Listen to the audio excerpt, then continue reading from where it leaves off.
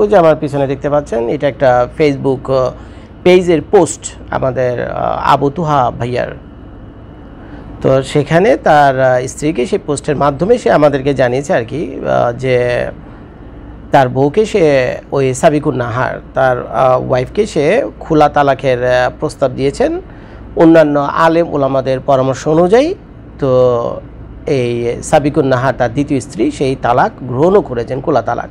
তো এই মুহূর্তে যখন আমি ভিডিওটা করছি তার প্রায় কয়েক ঘন্টা আগে থাকতেই এই সাবিকুন নাহারের সাথে আবু তোহার বৈবাহিক যে বন্ধন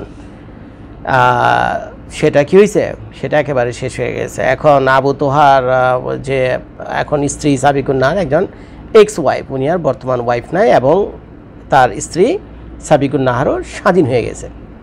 তো এই অবস্থা, তার মানে ব্যাপারটা যেটা দ্বারা যে তাদের সংসারটা শেষ পর্যন্ত ভেঙে গেল।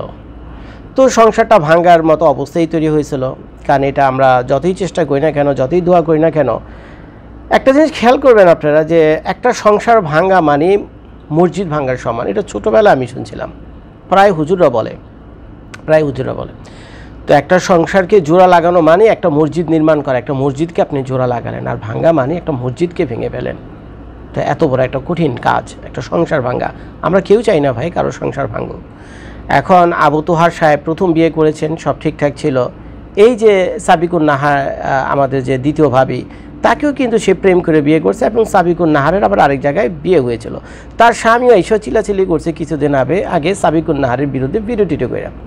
তো যাই হোক, সেই সব তার পারিবারিক কিচ্ছা কাহিনী। কিন্তু এখন ঝামেলা হয়েছে যে তোহা ভাইয়ার সাথে সাবিকুন নাহারের সংসার জীবন প্রায় কয়েক বছরের, তো এর ভিতরে তাদের একটা ফুটফুটে বাচ্চা আছে। বাচ্চাকে দেখে মনে হয় কিন্ডার গার্ডেনে যায়, 4 বছর বা 5 বছর বয়স হবে।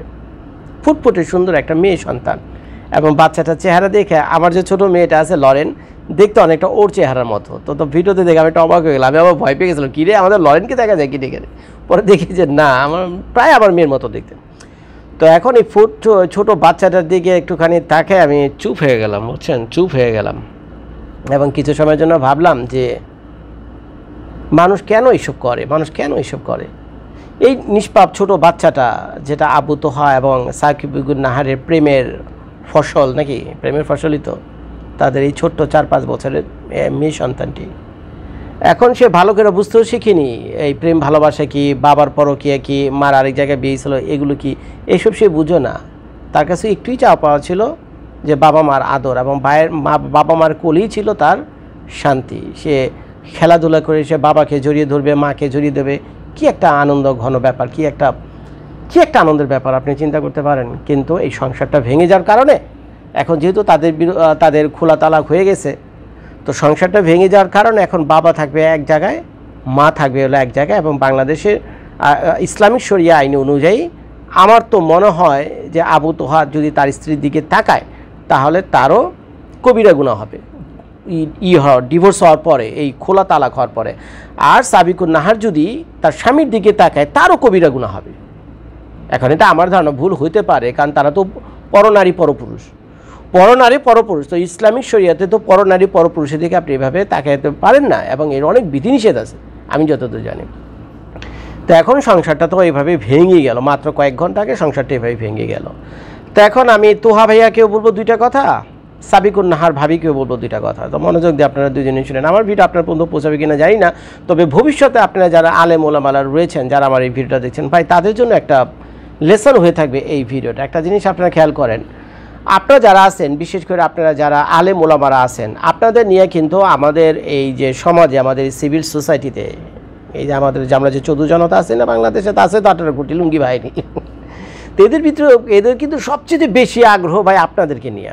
আপনারা যারা আলেম ওলামা আছেন, আপনাদের এই পারিবারিক জীবন, ব্যক্তিগত জীবন, এগুলো নিয়ে কিন্তু প্রচণ্ড আগ্রহ, যে আপনারা চিন্তাও করতে পারবেন না। তো কাজে আপনাদের সামান্য একটু ভুলের কারণে আপনারা একেবারে কী বলবে, ধপাস করে পড়ে যাবেন, ধপাস করে পড়বেন। যেখানে মানুষ আপনাদেরকে মাথার মুকুট বানিয়ে রাখতো, সেখান থেকে একেবারে মুকুট পায়ে ফেলে, বুঝছেন, মুকুট পায়ে ফেলে কী করে সেগুলো করবে। তো এটা হলো আপনাদের ভুলের কারণে। এই যে আমরা চৌধু জনতা আর আমরা যে লুঙ্গি বাহিনী আছে, প্রচণ্ড আগ্রহ আপনাদেরকে নিয়ে। কী কারণে জানেন? আমরা সবসময় চেষ্টা করি, আমি না, আবার আমার কথা বললেন না, আমি আপনাদের কথাই বলতেছি। এইটা আপনার ফেসবুক ইউটিউবের কমেন্টে গেলে দেখবেন, দেখলেই বুঝতে পারবেন হুজুরদেরকে যে কোনো ছোটোখাটো একটা ব্যাপার বিশাল আকারে কিন্তু ফেসবুক ইউটিউবে এসে ভাইরাল হয়ে যায়। যে কোনো হুজুরের ছোটোখাটো একটা ব্যাপার, সেটা নারী কেলেঙ্কারি হোক, তারপরে বৌনিয়া সমস্যা হোক, বা যেই সমস্যায় হোক না কেন, দেখুন মুহূর্তের ভিতরে ভাইরাল হয়ে যায়, কে বা কারা এগুলো ছড়ায় ছিটিয়ে দেয়, এবং চতুর্দিকে মানুষ এগুলো দেখে, এবং এগুলো আমরা কী করি, এনজয় করি। এগুলোই চতুর্জনাতে এনজয় করে। আপনারা তো এটা বুঝেন না।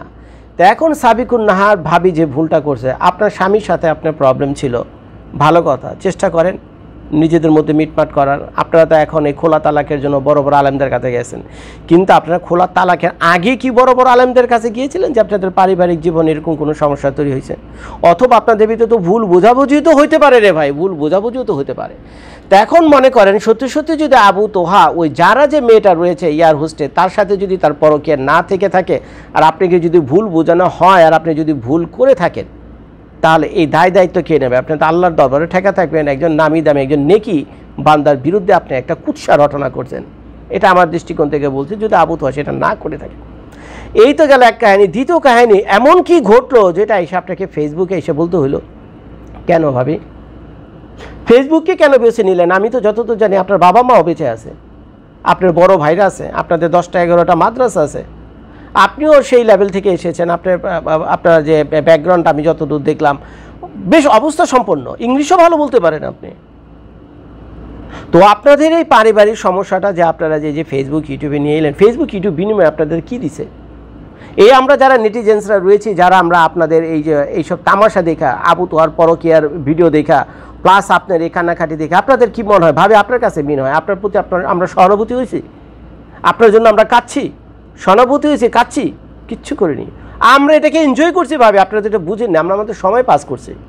ফেসবুকে ইউটিউবে আপনার লাইভ ভিডিও, আপনার কান্নাকাটি দেখে আমরা টাইম পাস করছি। নাটক দেখে যাবে টাইম পাস করে, আমরা সেভাবে টাইম পাস। আপনার প্রতি সহমর্মিতা কারোই ছিল না, কম বেশি কারোই ছিল না। আমরা এগুলিকে এনজয় করছি, আপনি তো এটা বুঝতে পারেননি। আপনি মনে করছেন এটা করে জানি কত বড় একটা পুণ্যের কাজ করছেন, কি না কি জানি পেয়ে যাবেন। পাইছেন তো? কি পাইছেন? হাতে একটা ডিভোর্স লেটার পাইছেন, খোলা তালাক পাইছেন, এই পাইছেন। কি পাইছেন? খোলা একটা তালাক পাইছেন। আপনারও তো ফিউচারের ব্যাপার আছে, আপনার বাচ্চারও তো ফিউচারের একটা ব্যাপার আছে। কি দরকার ছিল? এখন আবু তোহা যদি কইরা না থাকে, তাহলে তো আপনি কবিরা গুনাহ করে ফেলাইছেন। আর যদি আবু তোহা পরকীয়া করেও থাকে, তারপরেও আপনার যন্ত্রণা, আপনার কষ্ট, বড় জোর আপনার বাপ মা ভাই বোন সবাই তো বেঁচে আছে, তাদের ভিতরে সীমাবদ্ধ রেখে আপনি চুপে চাপে নীরবে কেটে পড়তেন, চুপে চাপে নীরবে কেটে পড়তেন। আপনার কাহিনী তো সারা বাংলাদেশের মানুষকে দেখানো দরকার ছিল না। এই দেখে আপনি কি পাইছেন, কি পাইলেন দেখা, আর ওদিক দিয়ে আবু তোহারও ফিউচার নষ্ট করে দিয়েছেন। এটা আপনি প্রতিসন্ধি থেকে করছেন, হিংসা থেকে করছেন, প্রতিহিংসা থেকে করছেন। আজকে যদি আবু তোহার জায়গায় অন্য কোনো ছেলে টেলেও হয়তো, আপনি কি ফেসবুক ইউটিউবে সেগুলো করতেন? সত্যি করে বলেন তো ভাবি। আবু তোহার জায়গায় যদি মনে করেন, আবু তোহারে বাদ দেন, মনে করেন আপনার সাথে আমার বিয়ে হয়েছে, চিল্লেন না, কথাটা শুনেন, বুঝছেন? পরে আবার চিন্তা করেন, এই বেটা তুই কি এর ভিতরে কি ঢুকেন, বোঝানোর জন্য বলতেছি। আজকে যদি সাবিকুন নাহারের সাথে আমার বিয়ে হইতো, আমি তো আর আবু তোহার মতো এত সেলিব্রিটি না, আমাকে তো মানুষ ওয়াজ করার জন্য লক্ষ লক্ষ টাকাতে নিয়ে যায় না, আমার ওয়াজ শোনার জন্য তো এই ময়দানে হাজার হাজার মানুষ রাত জেগে বসে থাকবে না। এখন আমার সাথে যদি এই সাবিকুন নাহারের বিয়ে হতো, আপনাদের কি ধারণা এই সাবিকুন নাহার আবারও গিয়ে ফেসবুক ইউটিউবে পোস্ট করতো, তারপরে সাগর ভাইয়ের অনুষ্ঠানে গিয়ে কান্নাকাটি করতো? উত্তর হইল না। কি কারণে? কারণ আমি তক্ষে তো জনপ্রিয়, কোনো প্রয়োজন নাই। ডিভোর্স বলো তো লাগতো না, আমার 2টা লাথি দিয়ে আগে এসে চলে যেত। আমি যদি পরকে সত্যি সত্যি করতাম, আমাকে 2টা লাথি দিয়ে সাবিকুন নাহার আগে চলে যেত, ফেসবুক ইউটিউব পর্যন্ত এটা আসতো না, প্রশ্নই ওঠে না। উনি আরো গিয়ে বড় বাচ্চা বাঁচতো, যার বড় বাচ্চা বাঁচে। এসে আমরা বহুত খারাপ পরকে করে বেড়াল, উষ্টা বেড়ে অরে খেয়ে দাও, পরে গিয়ে আপনি একটা বিয়ের শাদীর ব্যবস্থা করতেন, পয়সা করতে ভালোই আছে আপনাদের, এগুলি করতেন। কিন্তু এখন আবু তোহার প্রতি আপনি কি করলেন? আবু তোহার প্রতি যেটা আপনি করেছেন সেটা হলো হিংসা থেকে, যে আমি খাবো না, কাউরে খাইতেও দিব না, আমি খাবো না, কাউরে খাইতেও দিব না। এখন আমার সাথে তালাক হইবা, তো তালাক হইব, আমাকে তালাক দিবা, বা আমি তোমার তালাক দিয়ে তুমি জায়গায় জায়গায় গিয়া ওই লক্ষ লক্ষ টাকা উড়াইলে বা ওয়াজ মাহফিল করবে, এই করবা সেই করবা, তুমি আগের মতোই থাকবা, আর যার লোকসান শুধু আমারই হইব, সেটা আপনি হিংসা থেকে করছেন। ওই ব্যাটাও যাতে মাথা উঁচু করে দাঁড়াইতে না পারে, সম্মানের সাথে কোনো ওয়াজ মাহফিলের মাইকের সামনে না দাঁড়াতে পারে, এর জন্য যা করা দরকার আপনি করে দিয়েছেন। আজকে এই আবু তোহা যতগুলো অনুষ্ঠানে যাবে, যখনই তার চেহারাটা আমাদের সামনে আসবে, টিভি পর্দা আসবে, প্রত্যেকটা মানুষ যারা কিনা এই আবু তোহার ভক্ত, তারাও একই প্রশ্ন করবে যে হুজুর আপনার সামনের চেহারাটা কি, ভিতরের চেহারাটা কি? আর এই ভিতরের চেহারির পুরা কাহিনী তো কইছে হলো আপনার এই এই সাবিকুন নাহার ভাবি, এগুলো তো আমরা জানতাম না, প্রয়োজন হয়নি। তো যাই হোক, সাবিকুন নাহার ভাবি যা করার আপনি করছেন। ইউটিউব ফেসবুক মানুষকে কিছুই দেয় না, এটা শুধু বিনোদন ছাড়া কিছু দেয় না। ইউটিউব ফেসবুক ন্যায় বিচার এনে দেবেন আপনাকে, ন্যায় বিচারও দেয়নি। বিনিময়ে যা কী পাইলেন আপনি, ইউটিউব ফেসবুকে বিচার দিতে গিয়ে একটা খোলা তালাক আপনি পাইলেন। যান, থাকেন, সুখে শান্তিতে থাকেন।